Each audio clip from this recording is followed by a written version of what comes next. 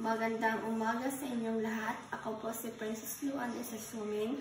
Ngayon po ay tuturuan ko po kayo kung paano magsaing. Una, kumuha ng kaldero.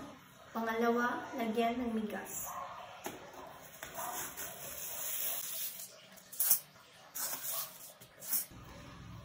Pangatlo, lagyan ng tubig.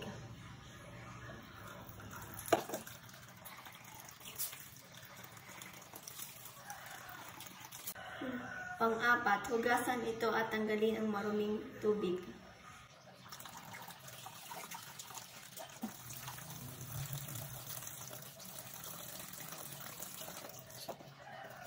Pang-lima, sukatin ito gamit ang tubig at ito isaing na.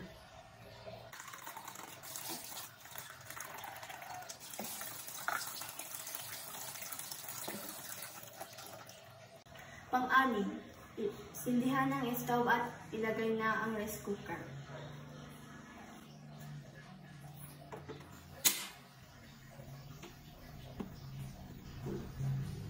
Diyan nagtatapos kung paano magsaing.